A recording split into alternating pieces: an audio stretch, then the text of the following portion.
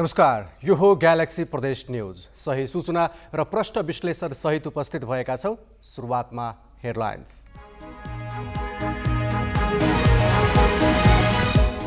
बैतडीको पाटन पञ्चेश्वर सडक निर्माणमा कार्यरत कामदारले 2 वर्षदेखि पारिश्रमिक पाएनन्। ज्याला माग्दै सुरु भयो दोस्रो चरणको अनसन।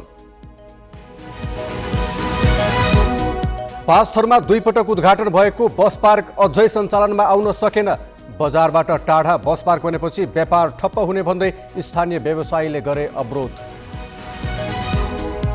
लमजुङको दोर्दी करिडोरमा निर्माणाधीन 132 केभीए राष्ट्रिय प्रसारण लाइनको काम धकेलियो। उत्पादित विद्युत खेर जाने जोखिम। चितवनमा सुन्तला उत्पादनको मुख्य क्षेत्र मानिएका तामिन र साठी मुरेमा बोट नै सुक्न थाले। कारण पत्ता लगाउन विज्ञ सहितको टोली पठाइयो। र डडेलधुराको खलङ्गामा रहेको कभर अझै बनेन। 2 वर्ष अघि निर्माण थालिए पनि पूरा नहुँदा इन्डोर खेलकुदका कार्यक्रम प्रभावित।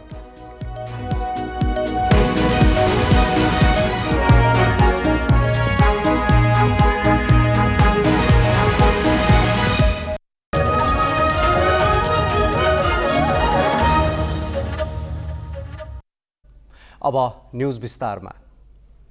बैतडी सदरमुकाम पाटनदेखि 62 किलोमिटर दूरीको पञ्चेश्वर जोड्ने सडकमा 10-12 वर्षदेखि फरुवा बेल्चो चलाउँदै पसिना बगाउने मजदुरले पारिश्रमिक नपाएको 2 वर्ष भयो। करारमा राखिएका उनीहरू अहिले पनि काम गर्दै आइरहेका छन्। तर पारिश्रमिक नपाउँदाको पीडा भने कहाली लाग्दो छ।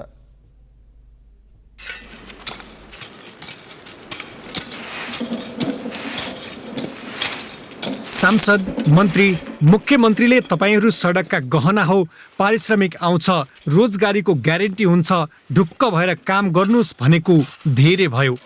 तर उनीहरूले आश्वासन दिए जस्तो न पारिश्रमिक आयो न त त्यसको ग्यारेन्टी नै। उल्टै आश्वासनमा बाँचेका उनीहरू पारिश्रमिक देऊ सरकार भन्दै पटक पटक आन्दोलन गर्न बाध्य भए। बैतडीको पाटन पञ्चेश्वर सडक 43 सालदेखि निर्माण सुरु भएको हो। यही सडकमा 1 दशक अघिदेखि काम गर्दै आएका 12 जना लेन्थ वर्करले 2 वर्षदेखि पारिश्रमिक पाएका छैनन्। पारिश्रमिक माग गर्दै गएको असारमा 21 दिनसम्म अनसन पनि बसे, तर सुनुवाई भएन। फेरि दोस्रो पटक अनसन बस्न उनीहरू बाध्य भए। हमर माग क्या यो प्रदेशला सडकमा हुन पर्यो नति हमला जसो सडक बठे हमला डिभिजन बठे सब सुविधा मिल्या छ। त्यो पुस्तेसम्म कि जागिर हो तो हिसाबले हमला इनले दिनु पर्यो। नभए पूर्वाधारमा आएको सडक डिभिजनमा फर्काए मागे हाम्रो काम गरेको रकम दिनु पर्यो। 3 वर्ष अघिसम्म उनीहरूले सडक विभागबाट पारिश्रमिक बुझ्थे। उक्त सडक प्रदेश सरकार मातहत आएपछि तलबसँगै रोजीरोटी खोसियो। पेन्सन जाने बेलामा अब तलब नदिने इस्यु गरिदियो हजुर हामीलाई। जमिन पनि सकियो रोडले गर्दा। अब यो जाने बेला दुःखमा जानु पर्यो सर। हाम्रो तलब कसैले हुनु पर्यो। 23 महिनाको तलब हामीलाई निम्ति दिएको हो, करार पाएको सर हामीले। उनीहरूले पारिश्रमिकका लागि पटक पटक आन्दोलन गरे। प्रदेशका मन्त्री, मुख्यमन्त्रीलाई भेटेका सबैले आश्वासन मात्रै दिए, तर आश्वासनले उनीहरूको दैनिकी चलेन। केटाकेटीहरूले किताब ल्याइसके, मम्मी हाम्रो को ल्याइदिन्छ, कहिले ल्याउने हो, हामी पनि पढ्थ्यौँ भनिरहेछन्।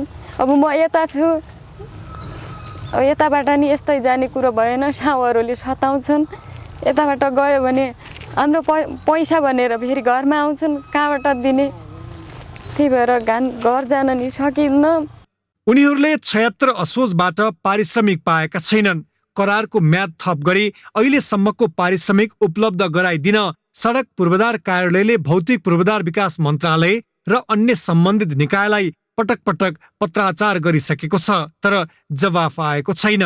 घरबाट श्रीमतीले फोन गरिरहेको थियो, सर 2-4 त्यो ऋणहरू पुजे पैसा माग्दैछन् भन्दा म अब घर जान देख्दै रोडमा मर्नलाई सजिलो छ सर।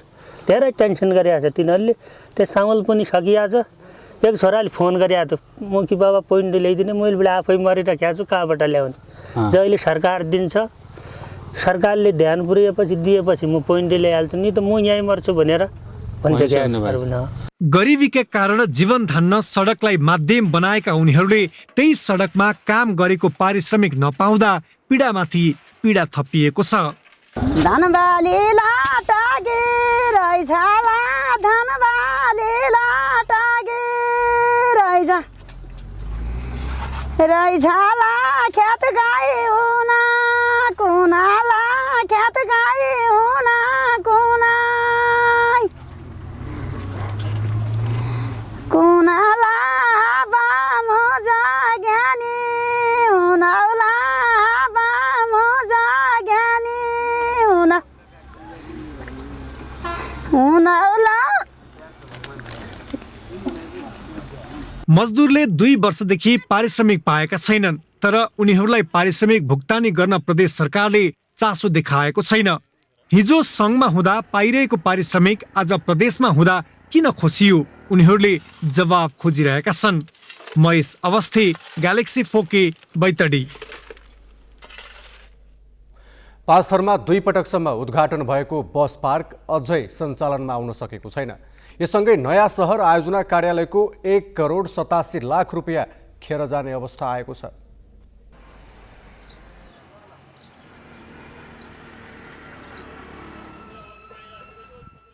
दुई 2071 साल वैशाख 1 गते पहिलो पटक तत्कालीन प्रमुख जिल्ला अधिकारी कोष हरि निरौलाले उद्घाटन गरेको बस पार्क त्यसको 4 वर्षपछि दोस्रो पटक फिदिम नगरपालिकाका प्रमुख ओनाहाङ नेमुवाङले उद्घाटन गरे। तर आजसम्म पनि बस पार्क सञ्चालनमा आएको छैन। बस पार्क सञ्चालनमा आउन नसक्नुमा यातायात व्यवसायी र सहरवासी जिम्मेवार छन्। मुख्य बजारबाट 1 किलोमिटर टाढा निर्माण भएको बस पार्क सञ्चालनमा ल्याउँदा बजारमा व्यापार ठप्प हुने भएकाले बस पार्क सञ्चालनमा अवरोध भएको हो।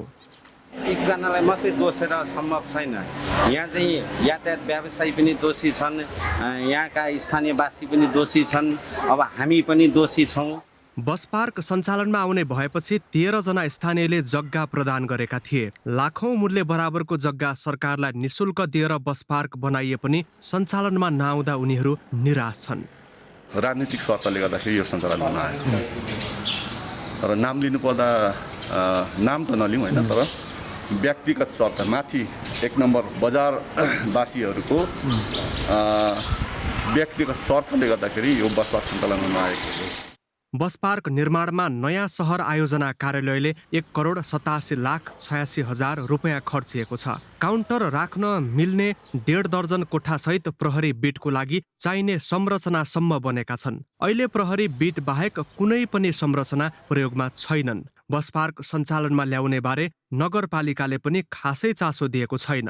फिदिममा 1 लाख नागरिक बसोबास गर्न सक्ने गरी व्यवस्थित सहर बनाउने भन्दै नयाँ सहर आयोजनाको काम अघि बढेको थियो। त्यसैको पूर्वाधार स्वरूप नयाँ बस पार्क निर्माण गरिएको हो। तर नयाँ सहरको भविष्य जस्तै यो बस पार्कको भविष्य पनि अन्यलमा छ। सरोज शर्मा, ग्यालेक्सी 4K, 5 थर। लमजुङको दोर्दी करिडोरमा निर्माणको अन्तिम चरणमा रहेको 132 kVA राष्ट्रिय प्रसारण लाइनको काम पछि धकेलिएको छ। गत सार पहिलो साता दोर्दी खोलामा आएको बाढीले प्रसारण लाइनमा क्षति पुर्याएपछि आयोजना पछि धकेलिएको हो। दोर्दी खोलाको बाढीले आयोजनाका 4 वटा पोल ढालेको थियो भने अन्य पोल तथा तारमा समेत क्षति पुर्याएको थियो। नदीले जमिन पनि कटान गरेपछि नयाँ पोल राख्न समस्या भएको छ। बाढीले क्षति पुर्याएको 6 महिनापछि मात्रै पोल राख्न नयाँ ठाउँको खोजीमा आयोजना लागेको छ। नयाँ जग्गा व्यवस्थापनमा अधिकरण, मुआब्जा वितरण लगायतका प्रक्रिया पूरा गर्नुपर्ने भएकोले प्रसारण लाइनको काम सकिन थप समय लाग्नेछ। प्रसारण लाइनका सबै टावर निर्माण भई तार जडानको काम अन्तिम चरणमा पुगेको थियो। आयोजना ढिलाइ हुँदा माथिल्लो दोर्दी ए, दोर्दी 1 र दोर्दी खोलाको विद्युत खेर जाने सम्भावना बढेको छ। यी आयोजना निर्माण सम्पन्न भई विद्युत उत्पादनको तयारीमा छन्। म्याग्दी र बागलुङ जोड्ने 388 मिटर लामो झुलुङ्गे पुल निर्माण सुरु गरिएको छ। सस्पेन्सन ब्रिज डिभिजनले निर्माण गर्न लागेको पुलले बेनी नगरपालिका रत्नेचौर र बागलुङ नगरपालिका भुजेलचौरलाई जोड्नेछ। चालु आर्थिक वर्षभित्रै निर्माण सम्पन्न गर्ने लक्ष्य लिएको 100 मिटर अग्लो पुलको लागत 3 करोड 50 लाख रुपियाँ अनुमान गरिएको छ। पुल सम्पन्न भएपछि 1 घण्टाको बाटो 5 मिनेटमा छुटिनेछ। तीन वर्ष अघिसम्म सुन्तला फलेर पहेलपुर देखिने चितवनको तामिन र 60 मुरेका डाँडा पाखा अहिले उजाडिएका छन्। जरा कुहिएर सुन्तलाका बोट धमाधम मर्न थालेपछि 3 वर्ष अघिको हरियाली तामिन अपत्यारिलो ढङ्गले उजाडिएको छ। चितवनमै व्यावसायिक सुन्तला उत्पादन हुने ठाउँ हुन् इच्छा कामना गाउँपालिकामा पर्ने तामिन र 60 मुरे गाउँ। यहाँ उत्पादन हुने सुन्तलाले सिजनका बेला मुगलिन बजार पहेलपुर हुन्थ्यो। तर सुन्तलाका बोट सुक्न थालेपछि किसान विरक्तिएका छन्। अहिले कोरोना भाइरस भन्दा पनि हामीलाई चाहिँ सुन्तला भाइरसले चाहिँ हामीलाई सखा पार्यो। अनि अहिले गरेर खाने ठाउँ पनि बाटो पनि केही पनि नहुने भयो। तामिनका सबै किसानको पीडा उनकै जस्तो छ। गाउँमा बसेर दालभात खाने एकमात्रै आधार सुन्तला खेती ध्वस्त भएपछि तामिनका किसानको होस हवास उडेको छ। गाउँमा पहिला सुन्तला खेती थियो, सुन्तला हुन्थ्यो। अहिले अब सब रोग लागेर सुन्तला पुरै मास्यो। अहिले अब मरेर केही अब छैन भनौँ, कति नै सब सुकेर गयो। अब अहिले त्यही हल्का फुल्का तरकारी खेती गर्ने बस्ने त्यही हो। तामिनकै सीता नेपाल 2 वर्ष अघिसम्म 5 लाखको सुन्तला बेच्थिन्। अहिले उनले 170वटा सुन्तला र 30वटा कागतीका सुकेका बोट काटेर दाउरा बनाइसकेकी छिन्। हाम्रो सुन्तलाको बिरुवा 170 बेर्ना थियो। त्यसमा जोडेर 20-30 बोट कागतीको बेर्ना थियो। त्यसबाट हामीले राम्रो आम्दानी लिएका थियौँ। 4-5 लाखसम्म लियौँ। त्यहाँबाट पोहोरबाट त अनिमासै मासेर गयो। यसमा एक प्रकारको भाइरस आएर मासेर गयो। तामिनका प्रत्येक घरमा 100 देखि 400 बोट सुन्तला थिए। अहिले अधिकांश किसानले सुन्तलाका बोट काटेर अरू बाली खेती गर्न थालेका छन्। गाउँभरकै सुन्तला सखाप भएपछि गाउँपालिकाले विज्ञलाई बोलाएर समस्या पहिचानको पहल गरिरहेको जनाएको छ। सुन्तलाबाट चाहिँ एकदम चिर परिचित भएको अवस्था थियो। अब सुन्तला खेती चाहिँ यहाँको चाहिँ अहिले चाहिँ अब बिस्तारै बिस्तारै यो चाहिँ कस्तो भन्दा जिरोमा झर्ने मासिने अवस्था छ। यसलाई अब चाहिँ कृषि ज्ञान केन्द्र अनि इच्छा कामना गाउँपालिकाबाट चाहिँ अब यसलाई के गर्न सकिन्छ, कसो गर्न सकिन्छ भनेर यसलाई चाहिँ सर्वेक्षणहरू चाहिँ भइरहेको छ। तामिनलाई कृषि ज्ञान केन्द्र चितवनले सुन्तला पकेट क्षेत्र घोषणा गरेको थियो, जहाँ 3 वर्ष अघिसम्म 2 करोडको सुन्तला उत्पादन हुन्थ्यो। गत वर्ष 30 लाखको सुन्तला उत्पादन भएको थियो भने यो वर्ष 3 लाखमा सीमित हुने ज्ञान केन्द्रले जनाएको छ। प्रकाश सिग्देल, ग्यालेक्सी फोके, चितवन। मुस्ताङमा यस वर्ष स्याउ उत्पादन बढेको छ। गत वर्षको तुलनामा 9%ले स्याउ उत्पादन बढेको कृषि ज्ञान केन्द्रले जनाएको छ। गत वर्ष 5100 मेट्रिक टन स्याउ उत्पादन भएकोमा यस वर्ष 5564 मेट्रिक टन स्याउ उत्पादन भएको छ। क्षेत्रफल विस्तार र अनुकूल मौसमका कारण स्याउ उत्पादन बढेको हो। किसानले स्याउ बेचेरै 55 करोड रुपियाँ आम्दानी गरेका छन्। विभिन्न ठाउँबाट आएका व्यापारीले बगैँचा नै ठेक्का लिएर स्याउ खरिद गरेका हुन्।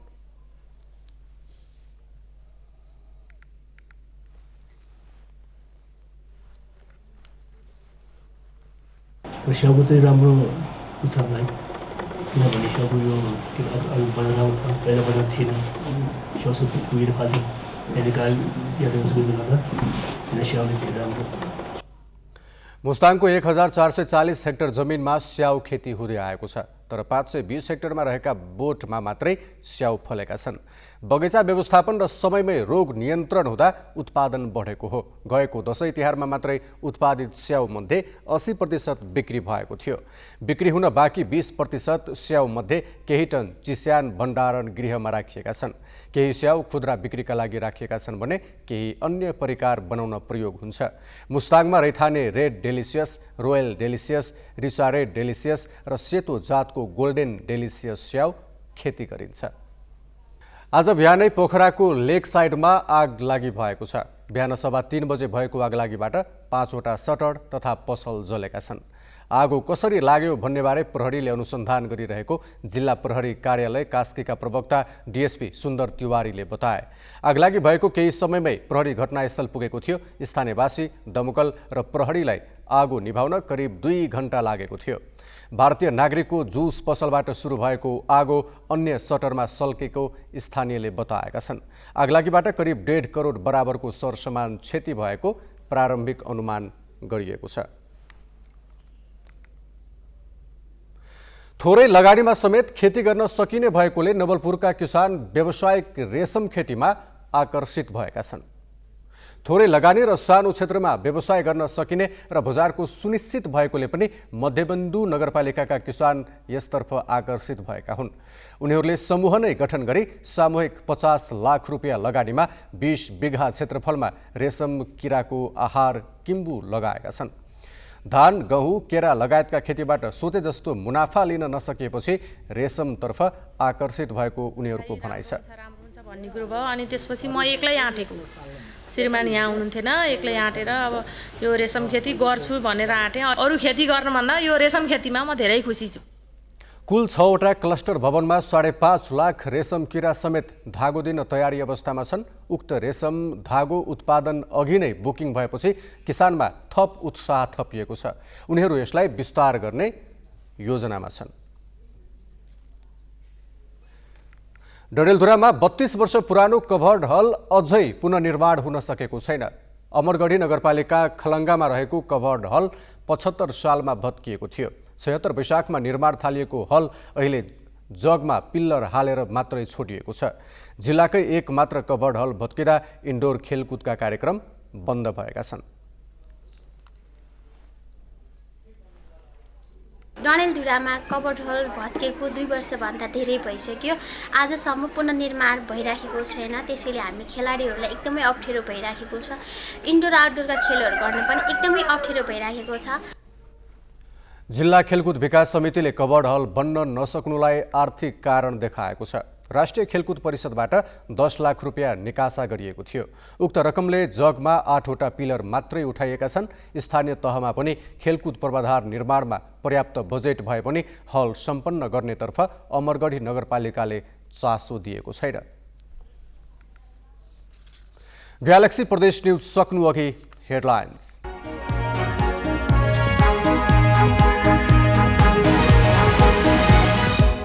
बैतडीको पाटन पञ्चेश्वर सडक निर्माणमा कार्यरत कामदारले 2 वर्षदेखि पारिश्रमिक पाएनन्।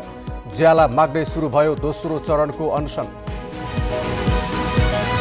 पाँचथरमा 2 पटक उद्घाटन भएको बस पार्क अझै सञ्चालनमा आउन सकेन। बजारबाट टाढा बस पार्क बनेपछि व्यापार ठप्प हुने भन्दै स्थानीय व्यवसायीले गरे अवरोध। लमजुङको दोर्दी करिडोरमा निर्माणाधीन 132 केभीए राष्ट्रिय प्रसारण लाइनको काम धकेलियो। उत्पादित विद्युत खेर जाने जोखिम। चितवनमा सुन्तला उत्पादनको मुख्य क्षेत्र मानिएका तामिन र 60 मुरेमा बोट नै सुक्न थाले। कारण पत्ता लगाउन विज्ञ सहितको टोली पठाइयो। र डडेलधुराको खलङ्गामा रहेको कभर्ड अझै बनेन। 2 वर्ष अघि निर्माण थालिए पनि पूरा नहुँदा इन्डोर खेलकुदका कार्यक्रम प्रभावित।